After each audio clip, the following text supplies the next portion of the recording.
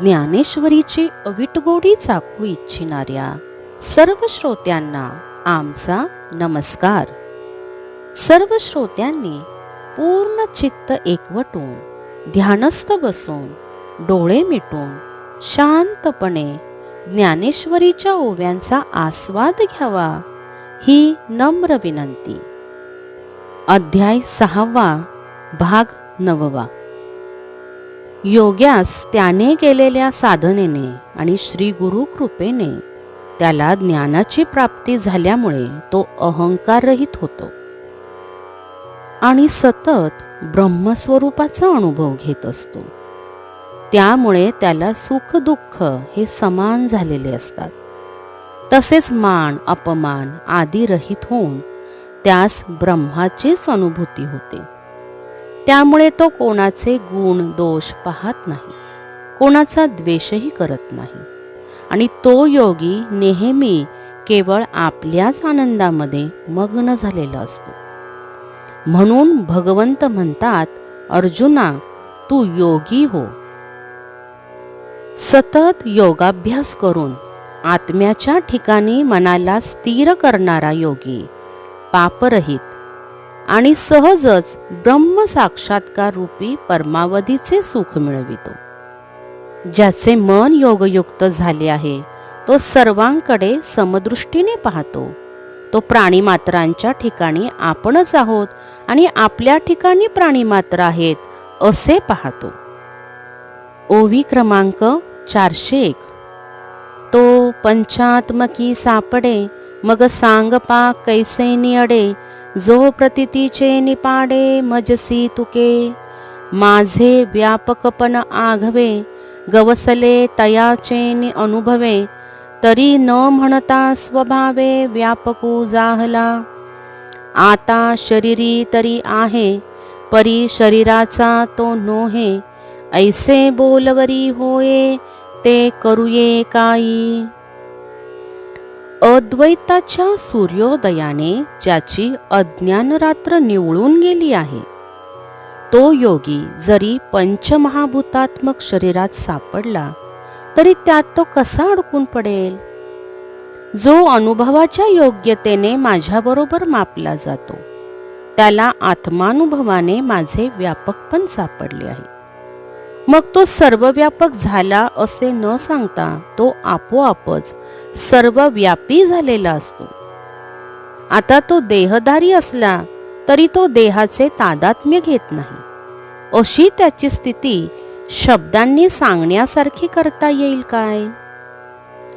म्हणून असो ते विशेषे आपण पया सारिखे, जो चराचर देखे अखंडित. सुख दुःखादि वर्मे का शुभाशुभे कर्मे, दोन्ही ऐसे मनोधर्मे नेने चिजो. म्हणून त्याच्याबद्दल अधिक सांगणे नको. जो सतत आपल्यासारखे सर्व चराचराला पाहतो. सुख दुःख आदी भावना पुण्य पापादी कर्मे ही दोन आहेत असे मनाने जो जाणत नाही. हे समविषम भाव आणि काही विचित्र जे सर्व, ते माणी जैसे अवयव आपुले होती. हे एकैक काय सांगावे, जया त्रैलोक्याची आघवे. मी ऐसे स्वभावे बोधा आले. तया ही देह एकुकीर आती, लौकिकी सुखदुःखी तया ते म्हणती. परी आम्हा ते ऐसीची प्रतिती परब्रह्मची हा. हे सम आणि विषम भाव तसेच येथील जे सर्व विचित्र आहे ते आपल्या शरीराचे जसे अवयव आहेत असे जो मानतो, हे वेगवेगळे काय सांगावे. ज्याला सर्व त्रैलोक्यच आपण आहोत असे ज्ञान सहजच प्राप्त झाले आहे त्यालाही देह असतो हे खरे आहे. लोकव्यवहारात प्रसंगानुरूप त्यालाही सुखी दुःखी म्हणण्यात येते. परंतु आमचा असा अनुभव आहे की असा पुरुष खरोखर परब्रह्म स्वरूपच आहे. म्हणून आपण पा विश्व देखिजे आणि आपण विश्व होईजे. ऐसे साम्यची एक उपासिजे पांडवागा, हे तू ते बहुती प्रसंगी, आम्ही म्हणो याची लागी, जे साम्या परोती जगी प्राप्ती नाही. म्हणून अर्जुना, आपल्या ठिकाणी विश्व पाहावे आणि आपणच विश्व व्हावे, अशी साम्य दृष्टीची उपासना कर. हे आम्ही तुला वारंवार सांगत आहोत. याचा उद्देश हाच आहे की या जगात साम्यापलीकडे मिळविण्यासारखे परमश्रेष्ठ साध्य दुसरे काहीच नाही. अर्जुन म्हणे, देवा तुम्ही सांगा कीर आमुचिया कनवा, परी न पुरोजी स्वभावा मनाचिया. हे मन कैसे केवढे, ऐसे पाहो म्हणू तरी न सापडे, एरवी राहटावया थोडे त्रैलोक्य यया. म्हणून ऐसे कैसे घडेल, जे मर्कट समाधी येईल, का राहे म्हणतलिया राहेल महावातू. यावर अर्जुन म्हणाला, देवा तुम्ही आमच्या विषयीच्या कळकळीने खरोखर सांगत आहात, परंतु महाराज या मनाच्या स्वभावापुढे आमचा टिकाव लागत नाही. हे मन कसे आणि केवढे मोठे आहे हे पाहू गेले तर कळत नाही. एरवी याला हिंडायला त्रैलोक्यही अपुरे पडेल. म्हणून मनाचा आवर कसा घडणार? माकडाला समाधी लागेल का? किंवा तुफानी वारा थांब म्हटल्याबरोबर थांबेल का? जे बुद्धी ते सळी, निश्चया ते टाळी, धैर्येसी हातफळी मिळवून जाय. जे विवेकाते भूलवी, संतोषासी चाड लावी, बैसी जे तरी हिंडवी दाही दिशा. जे निरोधले घे उवावो, जया संयमूची होय सावावो, ते म्हणा पुला स्वभावो सांडील काही. जे सारासार बुद्धीला मनाला छळते, निश्चयाला डळमळून टाकते, सात्विक धैर्याच्या हातावर हात मारून पळून जाते. जे विवेकाला भ्रमात पाडते आणि संतोषाला आशेला लावते, आणि आपण एके ठिकाणी राहिलो तरी आपणाला दाही दिशा फिरविते. जे प्रतिबंध केला असता उसळी घेते, निग्रह त्याचा आवेश वाढवितो, ते मन आपला स्वभाव कसे बरे सोडील? म्हणून मन एक निश्चळ राहेल, मग आम्हासी साम्य येईल, हे विशेषेही न घडेल तया लागी. म्हणून जर हे एक मन निश्चळ राहील तर मग आम्हाला साम्ययोग प्राप्त होईल. हे एवढ्या करिता फार करून घडून येणार नाही. तब कृष्ण म्हणती साचची, बोलत आहासी ते तैसेची, यया मनाचा कीर चपळची स्वभावोगा. परी वैराग्याचे नि आधारे, जरी लाविले अभ्यासाचिये मोहरे, तरी केतुलेनी एके अवसरे स्थिरावेल. काजे यया मनाचे एकनिके, जे हे देखिले गोडीच्या ठाया सोके, म्हणून अनुभव सुखची कवतुके दावीत जाईजे. तेव्हा श्रीकृष्ण म्हणाले, जे तू म्हणतोस ते अगदी खरे आहे. खरोखर मनाचा स्वभाव अतिशय चंचल आहे, परंतु वैराग्याच्या आधाराने अभ्यासाच्या मार्गाला लावले तर काही एका काळानंतर ते स्थिरावेल. याचे कारण असे आहे की या मनाची एक खोड चांगली आहे. अनुभवलेल्या गोडीच्या ठिकाणी सोकावून बसते, म्हणून त्याला कौतुकाने आत्मानुभव सुखाचीच गोडी दाखवून द्यावी. एरवी विरक्ती जयासी नाही, जे अभ्यासी न रिघती कही, तया ना कळे हे आम्हीही न म्हणू काही. परी यमनियमांच्या वाटा न वचिजे, काही वैराग्याची से न करिजे, केवळ विषय जळी ठाकिजे बुडी देऊणी. या जालिया मानसा कही, युक्तीची कांबी लागली नाही, तरी निश्चल होईल काही कैसे निसांगे. सामान्यतः जे विरक्त नाहीत आणि अभ्यासाचा प्रयत्न करीत नाहीत त्यांना हे मन आवरता येत नाही, हे आम्हालाही मान्य आहे. परंतु जो नियमाच्या मार्गाने गेला नाही, जो स्वतः वैराग्याचे स्मरण करीत नाही आणि तो केवळ विषयरूपी पाण्यात बुडी घेऊन राहतो, आपल्या मनाला जन्मल्यापासून कधीही यमनियमांच्या कात्रीत युक्तियुक्तीने पकडले नाही, तर ते कसे बरे स्थिर होईल. म्हणून मनाचा निग्रह होय, ऐसा उपाय जो आहे, तो आरंभी मग नोहे कैसा पाहो. तरी योग साधन जितुके, ते अवघे चिकाय लटिके, परी आपण पया अभ्यासू न ठाके, हेची म्हणे.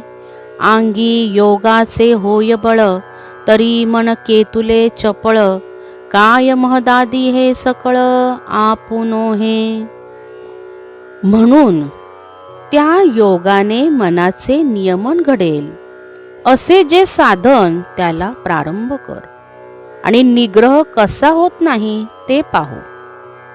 असे मनावर विजय मिळवून ते स्थिर करू शकणार नाहीस, म्हणून योग साधन सर्व खोटे आहे का. आपल्याला अभ्यास होत नाही असे फार तर म्हण. अरे, योगाचे सामर्थ्य जर अंगी आले तर या मनाच्या वळाची काय कथा. त्या सामर्थ्याने महातत्वावरही विजय मिळवता येतो. तेथ अर्जुन म्हणे निके, देवो बोलती ते न चुके, साच योग बळेसी न तुके मनोबळ. तरी तोची योगू कैसा केवी जानो, आम्ही येतुले दिया मातूही नेनो, म्हणून मनाते जी म्हणो अनावर हे. हा आता आगवे या जन्मा, तुझे प्रसादे पुरुषोत्तमा, योग परिचयो आम्हा जाहला आजी. तेव्हा अर्जुन म्हणाला, देवा, तुम्ही बोललात ते योग्यच आहे. योगाच्या सामर्थ्याबरोबर मनाच्या सामर्थ्याची खरोखरच तुलना होणार नाही. परंतु तो योग कसा आहे आणि कशा प्रकारे जाणता येतो, ही गोष्ट इतके दिवस आम्हाला कळलीच नाही. म्हणून आम्ही मनाला अनावर असे म्हटलो. पुरुषोत्तमा, आता तुमच्या कृपा प्रसादामुळे या साऱ्या जन्मात आज आम्हाला योगाचा परिचय झाला आहे. परी आणिक एक गोसाविया, मज संशयो असे साविया, तो तू वाचुनी फेडावया समर्थो नाही. म्हणून सांगे गोविंदा, कवन एकू मोक्षपदा, झोंबत होता श्रद्धा उपाये विन. इंद्रिय ग्रामोनी निघाला, आस्थेचिया वाटा लागला, आत्मसिद्धीचिया पुढिला नगरा यावया. तव आत्मसिद्धी न ठकेची, आणि मागुते न येववेची, ऐसा असतू गेला माझारीची आयुष्य भानू. परंतु हे गुरुराजा, माझ्या मनात सहज एक शंका आली आहे आणि तिचे समाधान करण्याला तुमच्या वाचून कोणी समर्थ नाही. म्हणून हे गोविंदा, सांगा, कोणी एक पुरुष श्रद्धायुक्त अंतःकरणाने, परंतु योग साधनेचे परिश्रम न घेता मोक्ष प्राप्तीसाठी झटू लागला, इंद्रियांच्या गावाहून निघाला आणि मोठ्या आस्थेने आत्मस्वरूपाच्या नगराला पोहोचण्याच्या उद्देशाने श्रद्धेच्या मार्गाने गेला, परंतु तो आत्मसिद्धीच्या गावाला पोहोचला नाही आणि त्याला माघारी फिरता येत नाही. अशा प्रकारे त्याचा आयुष्यरूपी सूर्य मध्येच अस्ताला गेला. जैसे अवकाळी आभाळ, अळूमाळू सपातळ, विपाये आले केवळ वसेना वर्षे, तैसी दोन्ही दुरावली, जे प्राप्ती तव अलग ठेली, आणि अप्राप्तीही सांडवली श्रद्धा तया. ऐसा दोहो अंतरला काजी, जो श्रद्धेच्याची समाजी, बुडाला तया होजी कवणगती. जसे आकाशात अकाळी चुकून आलेले थोडेसे विरळ ढग फार वेळ राहत नाहीत किंवा वर्षावही करीत नाहीत, आत्मसुखाची प्राप्ती तर होत नाही, त्याचबरोबर श्रद्धेच्या बळावर सोडलेल्या इंद्रिय सुखाला तो पारखा होतो. आत्मसुख प्राप्त होत नाही, विषय सुखही उपभोगता येत नाही, दोन्ही गोष्टीला अंतरतो. अशा रीतीने श्रद्धेच्या नादी लागून तो आत्मसुख आणि विषय सुख दोन्हीला पारखा झाला तर त्याला कोणती बरी गती प्राप्त होईल.